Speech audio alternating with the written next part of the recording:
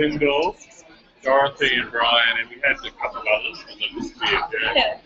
Who's going to be seeing us? What are you pitching for us? Whoever's watching the stream. Oh my god, no. Really mixing up her head. We're pitching digital identity. Okay. Can I get you guys to just move forward a little? I think I'm too short for this. We can adjust that. There you go. Try. You all come and stand in here so I can adjust the screen. And you'll look lovely. Not really. They're going to the live streaming. Do I have to? Do I have to upstage? Should we be looking at your project on the net? You just ignore this. Just carry on. Pretend that's not there. I can even close the lid down if you want. Yeah. Where's the camera? Oh no, I can't. Yeah, a second. Just want to see you. Right. But just ignore it, right? Okay. Far away. We've got $100 to spend. Can we buy your photo? You will need to use a big voice. We're doing digital identity, and we've come up with like a few solutions and like different resources and different things to make it. So we've thought of a thing called a internal messaging system. So it's like where you can send videos and links. It's sort of like an Instagram, but on your computer. So you send videos and photos and links, and you could send it to one person, or you can send it to like heaps of people, and or like a teacher, so that like you can connect to other people when you're not at school. I'm going to talk about Hot Maths. It's kind of like Mathletics, but it's different. About what, sorry? Hot Maths. And it's a site where you log in with your username and password. Don't start you yet. do like Okay. No, we don't start yet until I do the timer. I'm sorry. Okay. No, but no. Wrong. Sorry. It's just a practice. No, we all start together. they've already all started. Take two. Take Right, Chris 5. take 100.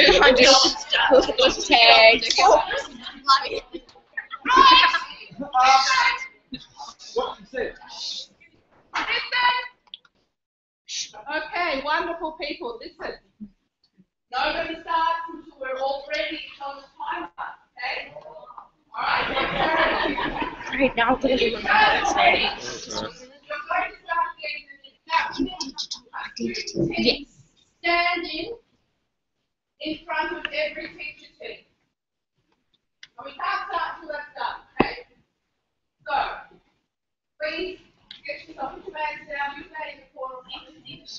Right, we've got student team here with no teachers. Just say it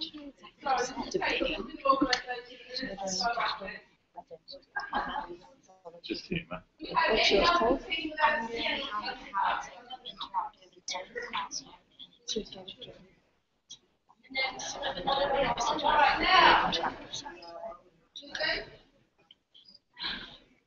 When we start, students get 2.5 minutes. I'm going to draw the big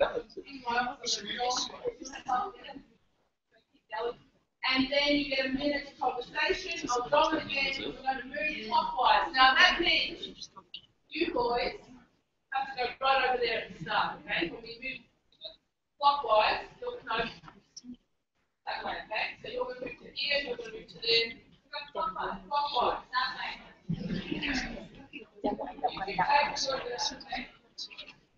Are we ready?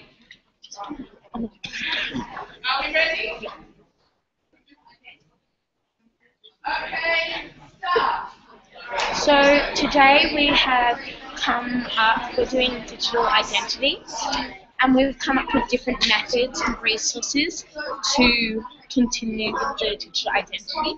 So the first one we've come up is with an internal messaging system, and so this system will you'll be able to send videos and photos and links and anything to, for example, one student or a teacher or to the entire group, so that you can connect without texting or paying money and stuff.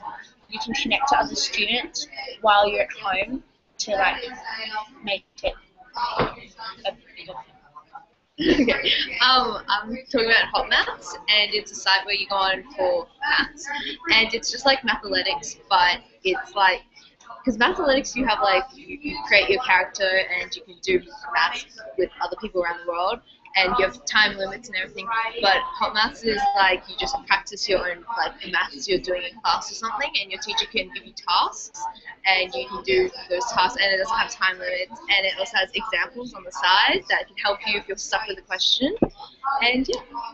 I'm doing like interactive like websites on the internet. So like math, Hot Maths or like Language Perfect, it's very interactive for the students. So if a teacher's just standing up on like the board, you're just usually like, you're not very listening or focused because it's just blabbing on about stuff you're meant to be knowing. So but on the websites, like, it's very interactive with the student, and it's really fun usually. Like, it's, yeah. Excellent. Well done. Well done. A minute of questions. Ooh. Questions. Do you think teachers will like it? Well, when we were there talking with our teachers in our group, they said that it was a really good idea because it, like, for the interactive one, it would make students like more listen and stuff, and it would get them liking the subject more. And they're able to like check on it and like set a homework which you're actually meant to be doing. So, and with the messaging, like, if the student needs help, they can talk to the teacher, and they can show the teacher where they're up to. Yeah. Okay. Very good. Well done. All right. Well done. Go that way. Oh. Well done. Harry, you told me I wanted to ask questions for the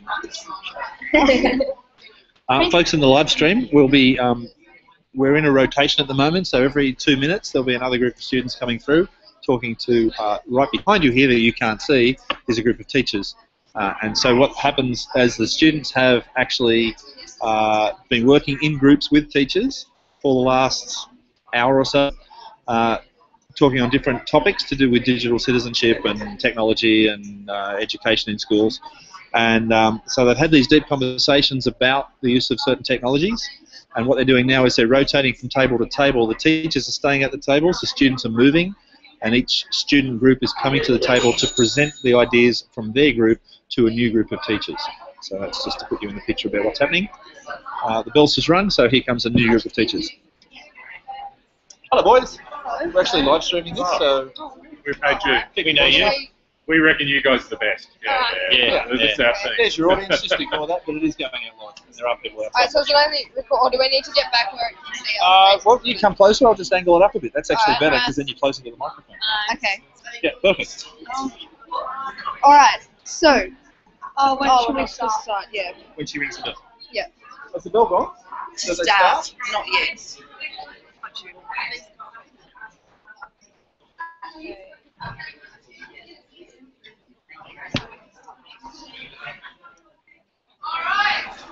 Ready? Yep. Yes. Don't forget to introduce your topic. Right, so we've got 3D printers. So the technology of 3D printers is it is a machine which can use certain materials such as ceramics and plastic to basically create an image that you can create on different CAD drawings such as Google SketchUp. So what it does, it just simply lays out layer after layer of plastic until it builds into the model that you created. So some models, this is a model that was designed with a 3D printer, so you can, as shown, you can recreate or create sculptures or whatever you want with this technology. So to this date, so an impact it has had on learning is ease to make prototypes. So for example, if you wanted to create the next opera house and you didn't think your design was perfect, you could create it using the 3D printer, and using that 3D model find any flaws or anything that you need to add or take away to make it better. Yeah, so basically in the classroom, it's a really big eye-opener. You can create different prototypes, as Lachlan said, of different things. And basically, this was a Year 6 project. They had to create a formula to make the volume of a cube and the volume of a cylinder the same. So to test this formula, they printed out hollow objects using the 3D printer, filled one with water, and then poured the water into the other one. If it didn't fill up to the same level, then they knew they had their formula wrong, so they needed to go back to the drawing board and redo their formula. So that's another use. So these are some things that some different pictures all the students have used to create help with perhaps wood tech or whatever it is. So the 3D printer is an additive product, so instead of taking things away from a source that's already there, it adds to nothing, for example. So with this, see, instead of starting with a block and sawing away or sanding, whatever you need to do to take away and drilling holes in it, it just builds on to nothing. So you're not putting anything to waste. Yeah, so it's really useful. There's no wastage, so nothing's being wasted. We'll have some more pictures. Like this is also additive. They had to cut out a keyhole into a piece of plastic. So instead of cutting it out, they just molded it in. So they didn't have to waste all of that plastic or material. Yeah, so there are some different. Yeah. So you guys have a minute to ask questions if you'd like to quiz the boys. Or anything like that. Excellent. Yeah, really. Thank you. What kind of question have the other team asked you? We sort of went a bit over time, so there's no questions asked. If you could say use 3D printing in your next history class, how would you use it for history, say? Well, what you could do is you could create different sculptures, such as for the Leaning Tower of Pisa, and see how it has concaved over a certain amount of time, and basically create sculptures. So if you did go on an excursion or something and you saw a famous landmark, you could compare it to other different objects. So you could, for example, compare constructions in Britain both prior to and after the Romans invaded, for example? Yeah. Okay. Thank you. Brilliant. Excellent. What a team. Weren't they awesome? Ladies, we're actually live streaming this, so there's a camera there. It's actually being broadcast out to the world. Make sure you're tidy. Hello, who we got? So we've got Nick, we've got, what's your name? Rihanna and Lucy. Welcome. Thank you. So just wait for the bell and Yep. don't forget to introduce your topic. Step into the camera when you're talking. Sure. Great. Do you want to swap up like what we're talking about? Yeah. Good. We just have to step in front of the camera. Stand as close as we can.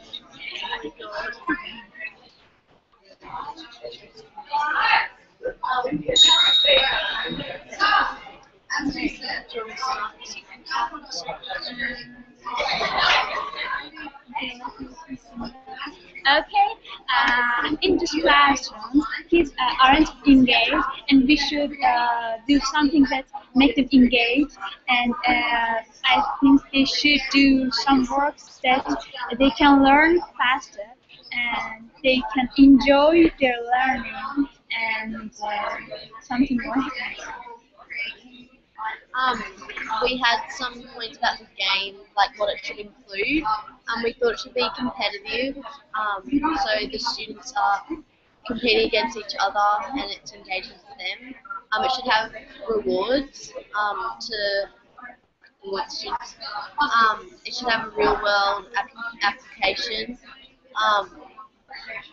It needs to be engaging, it needs to have some sort of level of progress. So it gets harder and So essentially in terms of gamification of making something that's not necessarily interesting or engaging into something that is, we need to incorporate those elements of being competitive, offering rewards and levels of progression in order to be engaging.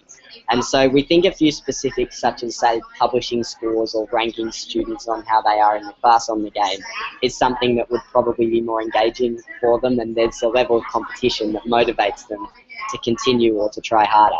But we don't think it's necessarily beneficial to publish the results from the lower few in the class, so we thought maybe publishing the top 5 for everyone to see, and then everyone gets given their ranking, but it's not made public, because the idea is that we want to motivate students but not demoralize them or embarrass them in some way.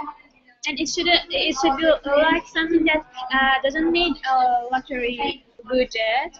It should be easy, and everybody could access to that. Can access to that. And so we also want to emphasize that the idea of gamification is that there is a difference between the textbook and the real world. And so we still want to be taught in the classroom the same way as we are now, but having a game or something to apply it, or to apply the understanding, would be the most beneficial. So we've been giving the example of at Shaw, something we do in Year 9 in commerce, which is it's a share market trading game. And we get $50,000 to invest. For 6 weeks, you can trade shares as often as you'd like, and at the end of the time, you have a total amount. And so there's a level of competition there as well. It's good. Yeah, well done.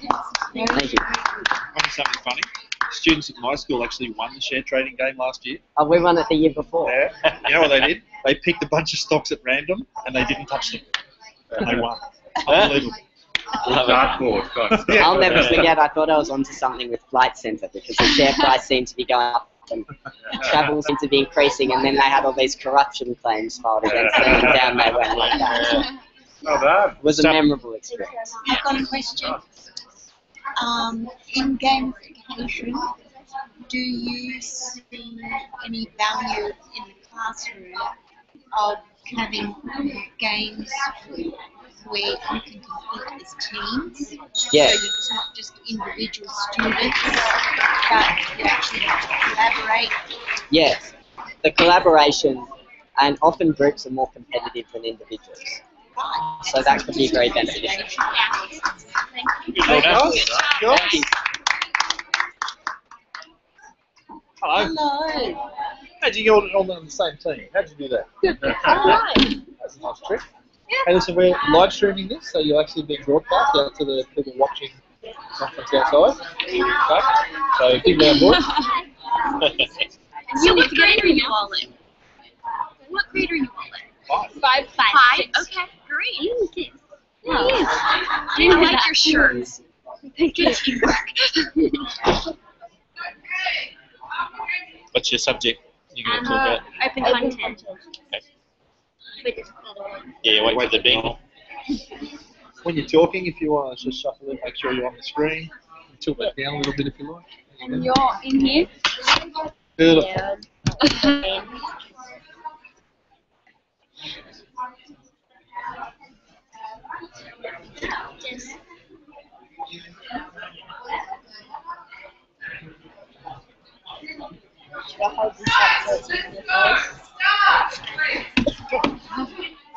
You're on. What is technology? Well, I think technology is a tool that you can use to grab like answers that if you need. And most of the technology that we use, we have it on Google. So everyone puts stuff on Google, so then we can all like borrow some stuff. So it's easier for us to learn. Now, don't forget the question is, what is this technology, not what is What technology. impact has this Open learning. What impact has this had on learning today? Accessibility to resources such as Google and Wiki as sources of information and knowledge, sharing online collaboration and sharing of concepts, and meaning making utilizing multimodal text. Publishing rights, blogs, wikis, websites, and other digital text like photos, video content, etc. Relatedness, group belonging to a school, learning group, and external publishing guidance. Examples of current classroom uses, if any. Writing and publishing narrative poetry on blogs, interactive whiteboard activities to allow students to share their work. The reason why we say if any at the heading is because our school doesn't have learning classrooms. We have a learning centre, so it's a big building and it's open learning. Oh, okay, great. Really? Yeah. It's got A mix of prep to prep six. to six in that one building, and there's 3 buildings. So Learning Centre 1, Learning Centre 2, and then it is 80 students in there. It's what? There's It's like around 80 80 students in one. Wow. In one big space. Yeah. Of all different ages? Yeah. Prep to six. Prep to Cool. 6. Fascinating. So you go around different stations in the room to learn different things at the time Yeah. with different teachers and Yeah. There's mostly just 2 teachers. You have yeah. 2, 5, 6 teachers, 3 2, to 4, 6. 5, 3, 4, 5, 6 teachers, and then 3 prep to 2 teachers. Wow. That's Okay. fascinating. Yeah. How does that work for you? Never experienced anything different. It's So clearly it works. You seem normal. it's much better than my old school. Was your old school more traditional? It was just like a normal classroom. Yeah. It was like So one classroom, one teacher, Yeah. 20-some kids. Yeah. And you've come to an environment now where there's Yeah. 80 kids in one big space Yeah. and multiple teachers. took me a little bit to get. And how do you? Tell me about the difference. Step in front of the camera while you tell me. As our principal used to say that Why put 20 children in a classroom and teach them how to count to 50 when half of them already know how to count to 100? Good point. Very good point. Very good point. That's cool. What were some of the things you needed to get used to? I had to get used to the noise because our classrooms are usually very Loud. quiet. There are like separate rooms for recording. And Okay. trespass. Yeah. Wow, that sounds really good. No, we need to hear more about that. Yeah. You could do a talk on that as well. Can you go around again? Tell us all about your school. All right, thanks, Very guys. good. Well Well done. done. Well done. Well done. Southern Cross. Yeah. Yeah. I thought they were a bit missing a point to start with. Yeah. I'm glad they were chatted up. Yeah. Yeah. Let's just do the same orders. Like a chatterbox. Hey, Hi. we're actually live streaming this, girl, so do your presentation to our wonderful live audience, but there is actually people watching on the other end of the camera. Right now. That's cool. That's cool. So if you're not all fitting on the screen, that's okay. Just step in when you are. Can you wait a minute? Yeah, I'm gonna wait for that.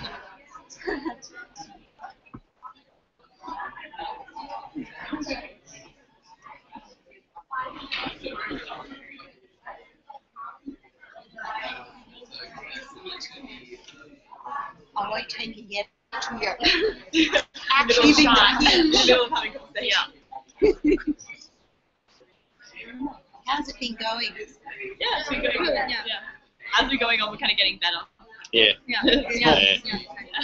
And that thing you said this morning about iteration, Yeah. keep doing it over and over, it gets better and better. Like the first time got cut off halfway through.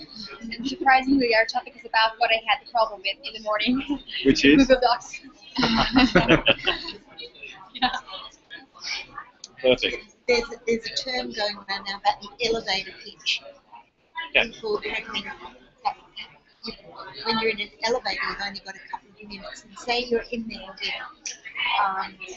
with somebody really famous and who can make a difference to your life, and you've only got that elevator time to do it. You girls are going to be so advanced, Yeah. so you find yourselves in that elevator. All the practice.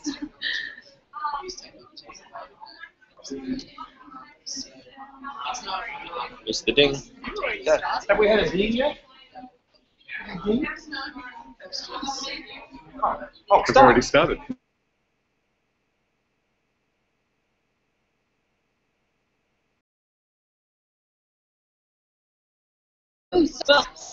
Such as students and teachers are able to collaborate and with each other, where information and data is stored on a connected server. So they could type in something and put in all their inputs and ideas on a recorded document that can show their ideas. So, for example, Google Docs and Pages would be. Yeah, so we use Google Docs at school for group work. So if we're working in a group, everyone can have an input and everyone can see each other's work without looking over each other's shoulder.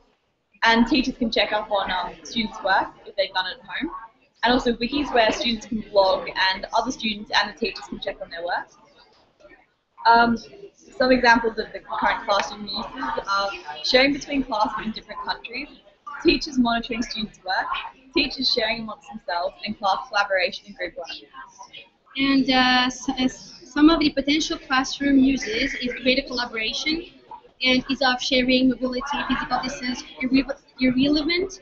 And also one of the important points that I think is it allows input from those who are uncomfortable for face-to-face communication, because really some people do not like to have face-to-face communications. So this is one of the very great ways. And also, I think so that is really, that is really easy because when it's accessible on all of the devices, it's really good. And also, some of the top 5 most of resources is like Google Docs, Evernote, Lego, Wikispace, or similar, and also some social media like Facebook, Twitter, and so on.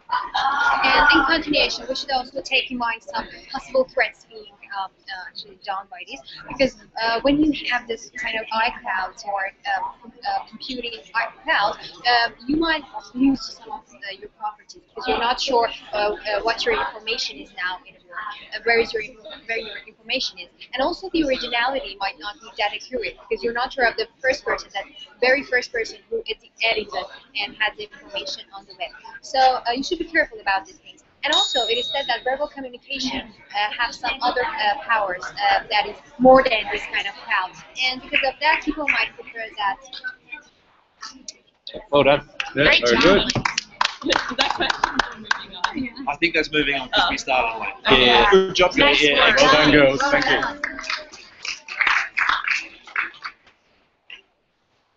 Here we go. Hello. Hey, fellas. How you guys doing? Oh. So we're actually live streaming this as well, so we'll talk to your dear. real audience, but there is some people watching on the other end of that. So you You can might have to take a step back to get into tilt that back. So you're all happy? Come closer. Yeah, all the way. Alright, there we go. Nice. Positioned. Alright, now we've got to perform. There you go. So when she rings the bell, Yeah, so off you go. we're just interested to know what you guys did as a project. You know, you're hearing all these different ones. Yeah.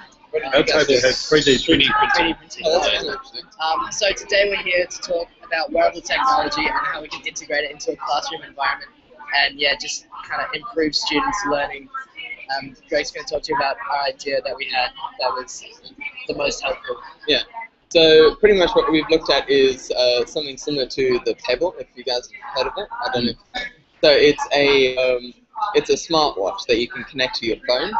And so what we've thought of including in that is a little vibrator in that and a heart rate monitor. So what we do using that is to monitor sleep patterns. So kids can do a research project into their sleep patterns and not only the amount of time they sleep, but during what times they sleep. So if you're going to sleep early and you're waking up early, you might want to compare yourself to someone who's going to sleep late and waking up really late. So, yeah. Yeah, so I guess the next step for that project would be is uploading your results and what you've found to the web so it helps other students. But also, in a global sense, students could interact with how students in Europe or Asia go through day-to-day life. You know, waking up at times that someone in China would wake up, going to bed at times that someone in France would wake up, and just kind of seeing the difference. So it's kind of a cultural opportunity as well as investigation into how well students sleep and how their cognitive thinking is. The main idea of this project is to really help optimize how students learn, not so much bringing them into the technology, but taking the technology out and interacting with the students.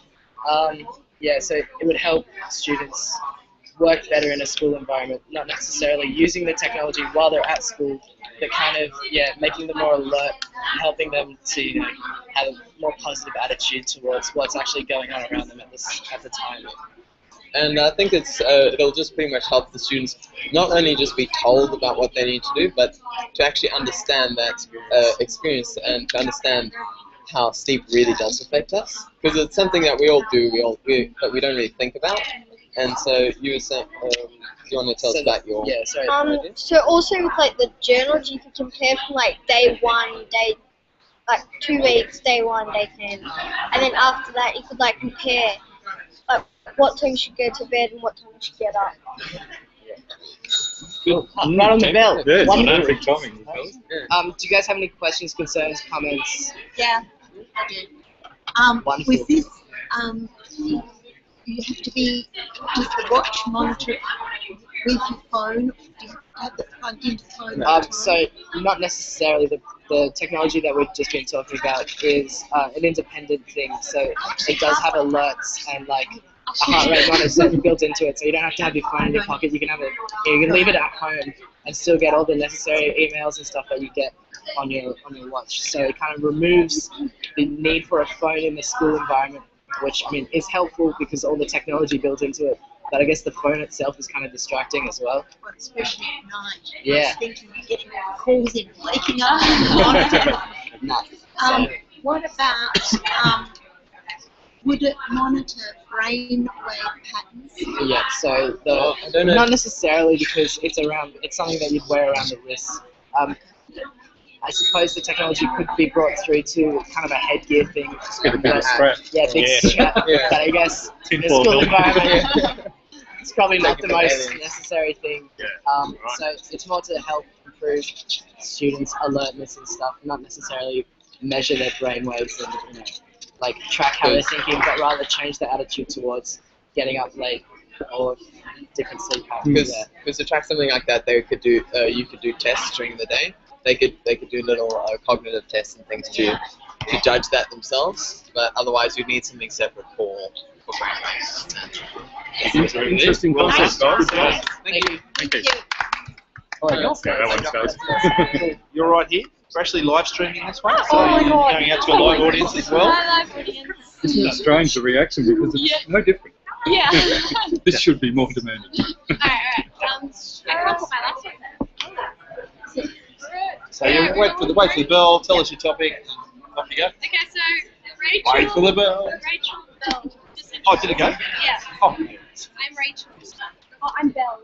I'm also Rachel. Oh, Two I'm Rachels. Rose. Yeah. And we're from Kimball. I'm from Northern Beaches Christian School.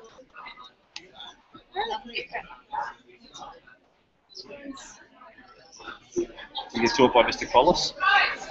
No, but she does flipped. Okay, so our topic is flipped learning, or flipped classroom, and it can individualize and personalize learning for students, as it can empower students to learn at their own pace and to have a deeper understanding.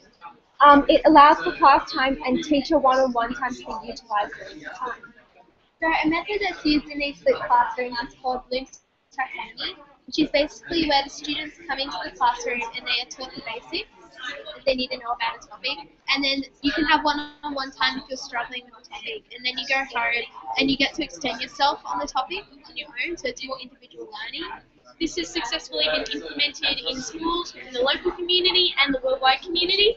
At my school, Northern Beaches Christian School, it has been implemented within our maths department. So at the beginning of the lesson, he says, alright, let's just say we're doing algebra. So we're given some book work to do, and he does a non-compulsory workshop. You can either attend that workshop or go on with your work by yourself, whilst getting help from your peers or a separate teacher who will be floating around answering questions. Additionally, if you're having trouble at home, you've got those online resources that you had in class, which are the PowerPoint and different stimuli to help you.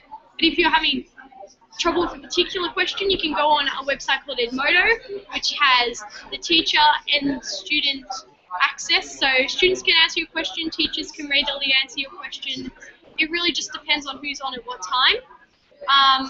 Additionally, if people are still having trouble with this question, you can come into class, discuss in a group, or a teacher can come and discuss it with you. Alright, so this has had a very significant impact on learning up to date, such as the 123 school in India that you learned about just now. Yes, that school has successfully implemented it in their school with much motivation. and so far it's been very efficient, very effective. Do you have any questions? I've heard. I mean, I think the flipped classroom's a good idea, but I've heard arguments from people who don't like the idea that they put this information up and the students aren't doing it for homework. Do you find that that's the case? Basically, at the beginning of the lesson, we're given something to do, and that just rolls on into homework. It's literally that much, so it shouldn't take up all of class time, and I guess some homework time as well. So for maths, I get 40 minutes of homework every time I have maths. It's also implemented in other classes, so if you're doing a project, it just sort of rolls on that way. You need to do it. If you do it, you need to have a distinct purpose as to why you're doing it. Any other questions? Yeah, it's good. It's really interesting. Do you find a lot of teachers are doing it? Is it a standard across your school? Yeah. Where are you guys from? Kambala? Yeah. Does it happen at Kambala? It doesn't, but it should be. Yeah. Yeah, that's a very good point We need to do this presentation for you. Yeah. You do. Yeah. Do you enjoy learning that way? Depends what subject. Mm-hmm.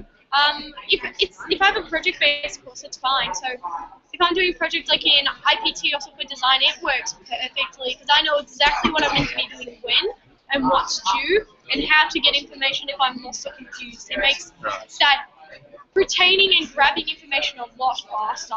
While with other subjects such as maths, it works to a degree, but the amount of work, you've got to be careful with the amount of work you give to a student, that it doesn't overload them. Okay. Do you that's good to notice, know. like, your time at home, like your homework, like you were saying, increasing? It depends what class. For some, yes, but others, no. It's usually very stable, though. It increases from year to year. That's the thing. Thank you very much. Very good. Nice Thanks, job. Phil. You're over here Thank you, next. girls. Boys are over here. Oh, I need a 3D printer here. How do you all end up on the same team? We just got picked. Really? Yeah. Wow. Okay. So we're live streaming here as well. So talk to the good folk. Touch some blood, but it is going back. Yeah. What's your topic? iPads and tablets. iPads and tablets. So like Samsung tablets or just iPads, tablets. Pieces of glass with rounded corners. Exactly. So with iPads, we came to the consensus that there are many advantages and disadvantages of iPads, and how advantages are more common with created apps specifically designed for iPads for students, and how the interaction with apps, these specific apps, are very beneficial to their learning, but they're not essential. That's the bridge we're trying to, the cap we're trying to make here, and how, for example, a child can visually draw and create and read their own documents on an iPad or a tablet, but it's an issue with distraction. The issue with distraction is, discrediting the iPad. Can a student really concentrate on the teacher and on what this mythical device of the iPad is kind of saying? So there's just that issue there. So we're also looking at sort of the different levels that the iPad can be used on. So we're looking at the higher level, the Year 10 high school level, where it's used for research, collaborative work, and sort of just team building exercises with the iPad. And then we sort of looked at the lower levels, like kindergarten or the special schools, which cater for Down syndrome children or other disabilities. We were sort of looking at the Down syndrome children, the audio, the touching, the swiping. We're sort of looking how it stimulates the brain and sort of how it's very, very beneficial for their early life development. And then, yeah, we've sort of come to the conclusion as well that iPads are sort of best for collaborative work and research for Year 10 and above. We thought that for years 9, 8, and 7, that would be more of a distraction than anything else. Yeah. But it's interesting that you've said that, because the thing with iPads is that you need to make sure students know what they're doing with them. So there's no point putting iPads in the classroom when students really just don't know how to use them, because that's not going to benefit anyone. So if the students have a clear understanding of how to use them, or clear apps to direct them, then it makes it a lot easier for them to learn from it, rather than just general usage. So I think that's really crucial. Well, honestly, we believe that iPads can be very good for visual learning, as there's children out there who obviously don't want to write note after note after note. So they might go into an app, look up a key phrase or word, which is about the subject, and they will copy that information, put it into notes, and keep it stored.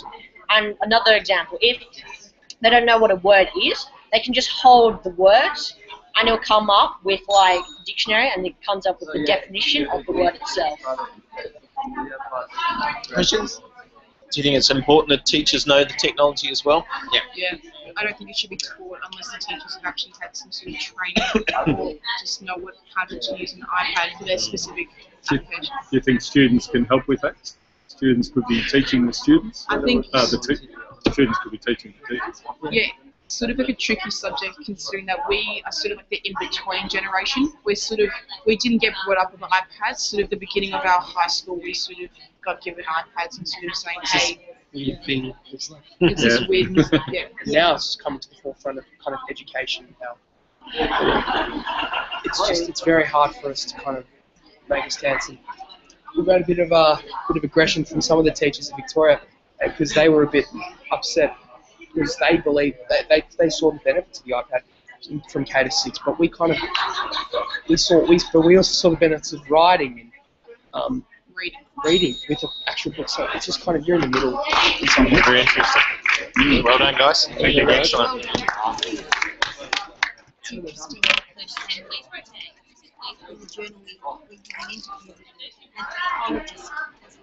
Girls are over here next. Girls are over here. And she said it is such a mistake to assume that 5, I like it. So guys, we're actually live streaming here, so presenting to these folk here, but it is actually going out on the web as well. Okay?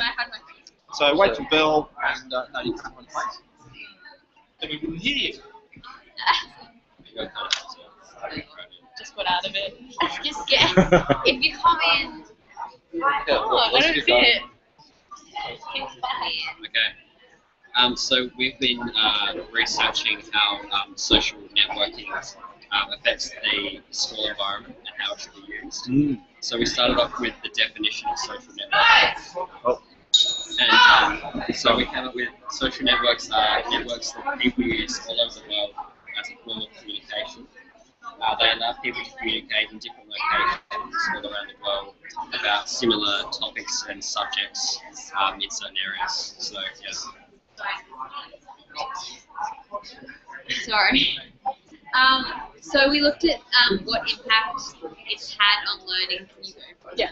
So we looked at the impact it's had on learning to date. So we found it allows people to communicate and learn from all around the world. So you can connect through Skype from America to Australia, to different countries.